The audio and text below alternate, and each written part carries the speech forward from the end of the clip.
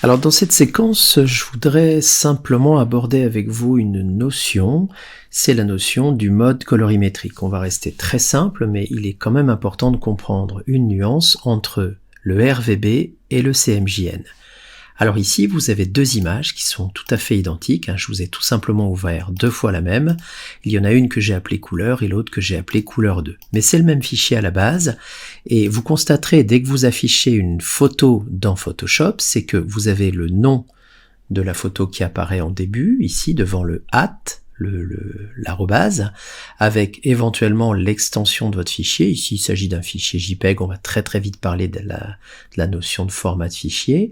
Et donc, j'ai une image qui s'appelle couleur.jpg, qui est affichée à 25%. Là, j'ai la même, si ce n'est qu'elle s'appelle couleur 2 au lieu de couleur tout court.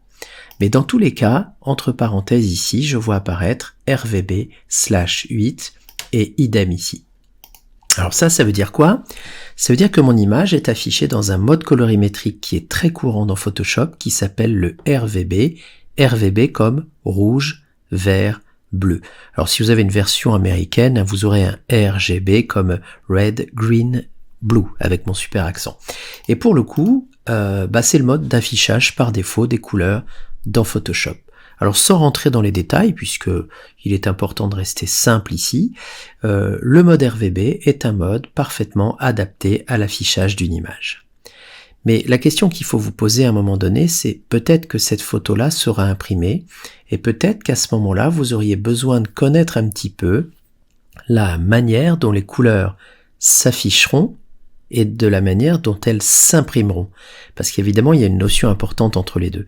Donc en résumé, j'affiche en RVB, mais qu'est-ce qui se passe si j'imprime une image RVB?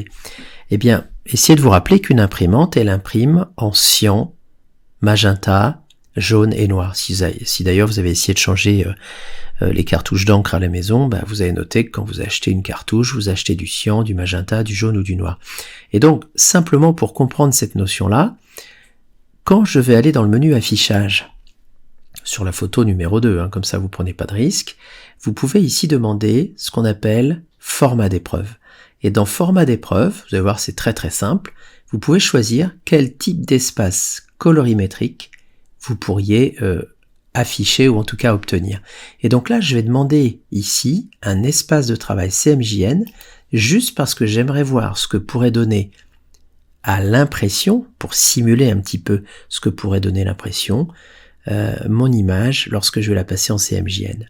Et donc en allant dans affichage ici et en demandant ici couleur d'épreuve, eh bien regardez, ma photo devient plus terne. Donc vous le voyez ici dans les verts qui sont très fluo ici, les roses qui sont très fluo lorsque je suis en RVB, mais dès que je passe en couleur d'épreuve, regardez bien le vert et le rose, hop, ça devient beaucoup plus fade. Voilà, donc c'était juste cette notion-là que je voulais aborder avec vous avec beaucoup de simplicité. On a bien compris que dans 90% des cas dans Photoshop, on affiche en RVB, qui est le mode colorimétrique d'affichage par défaut dans Photoshop. Mais si à un moment donné j'ai envie d'avoir une simulation, un exemple de ce que donnerait ma photo à l'impression, eh bien dans le menu affichage, je passe en épreuvage CMJN et j'essaie de demander à Photoshop de me montrer à quoi ressemblera cette sortie si je décide d'imprimer.